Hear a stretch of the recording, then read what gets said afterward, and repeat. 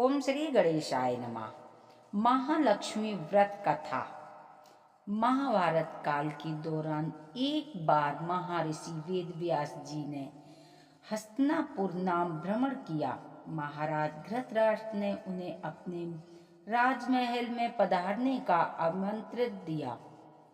रानी गांधारी और रानी कुंती ने मुनि वेदव्यास जी से पूछा कि हाँ मुनि, आप बताएं कि हमारे राज्य में धन की देवी माँ लक्ष्मी और सुख समृद्धि कैसे बनी रहे। यह सुनकर वेदव्यास जी ने कहा कि यदि आप अपने राज्य में सुख समृद्धि चाहते हैं तो प्रतिवर्ष अश्विनी कृष्ण अष्टमी विधिवत श्री माँ लक्ष्मी का व्रत करें। मुनि की बात सुनकर कुंती और गांधारी दोनों ने माँ लक्ष्मी का व्रत करने का संकल्प किया। रानी गांधारी ने अपने राजमहल के आंगन में 100 पुत्रों की मदद से विशाल काय गज का निर्माण कराया और नगर की सभी स्त्रियों को पूजने के लिए आमंत्रित किया, परंतु रानी कुंती को आमंत्रित नहीं किया। जब सभी महिलाएं गांधारी के राजमहल में पूजन के लिए जाने लगीं तो कुंती उदास हो गईं। माता को दुखी देखकर पांचों पांडवों ने पूछा कि माता आप उदास क्यों हैं। तभी कुंती ने सारी बात बताई। इस पर अर्जुन ने कहा कि हे माता, आप लक्ष्मी पूजन की तैयारी कीजिए, मैं आपके लिए हाथी लेकर आता हूँ। ऐसा कहकर अर्जुन इंद्र के पास गए और इंद्रलोक से अपनी माता के लिए ऐरावत हाथी लेकर आए। जब नगर की महिलाओं को पता चला कि रानी कुंती के महल में स्वर्ग के ऐरावत हाथी आया है तो सारे नगर के में शोर मच गया। हाथी को देखने के लिए पूरा नगर एकत्रित हो गया और सभी विवाहित महिलाओं ने विधि विधान से महालक्ष्मी का पूजन किया। पौराणिक कथा के अनुसार इस व्रत की कहानी को 16 बार कहा जाता है और हर चीज का या पूजन सामग्री 16 बार चढ़ाई जाती है। पौराणिक कथा के अनुसार प्राचीन काल में एक बार एक गांव में गरीब ब्राह्मण रहता था। वह भगवान विष्णु का परम भक्त था। एक दिन उनकी भक्ति से खुश होकर भगवान विष्णु ने उसे दर्शन दिए और मन चाहा वरदान मांगने को कहा।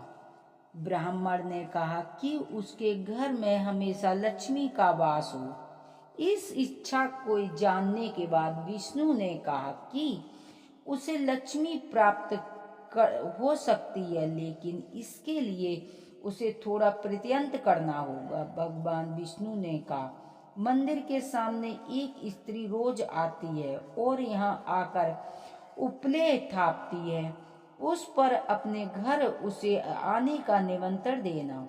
वह स्त्री ही देवी माँ लक्ष्मी है। अगर वह स्त्री तुम्हारे घर आती है तो तुम्हारा घर धन धान्य से भरपूर हो जाएगा।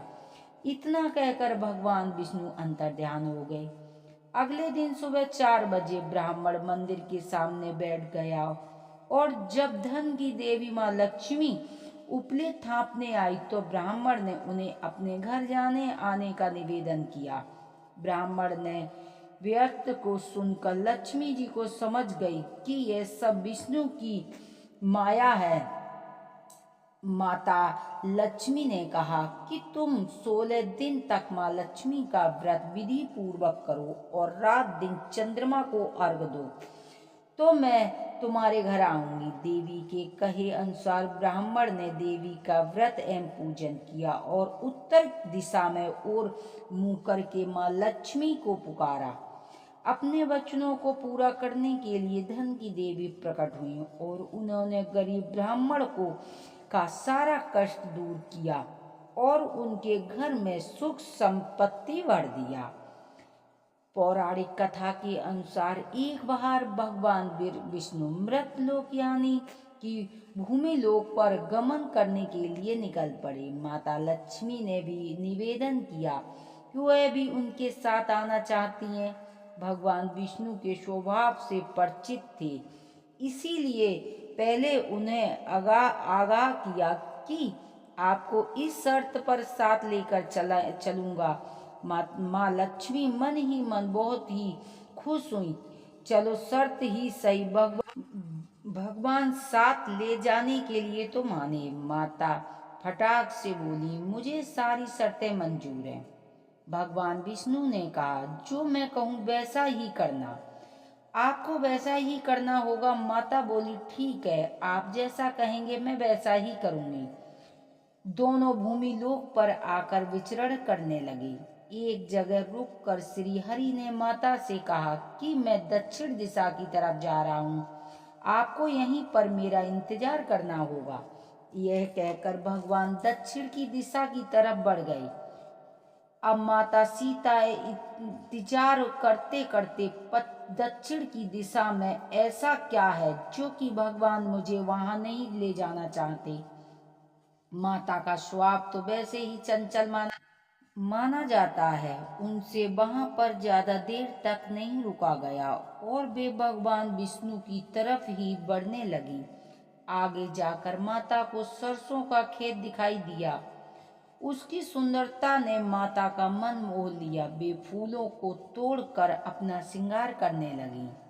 इसके बाद वे कुछ ही देर आगे बढ़ी कि उन्हें गन्ने के खेत में दिखाई दिए।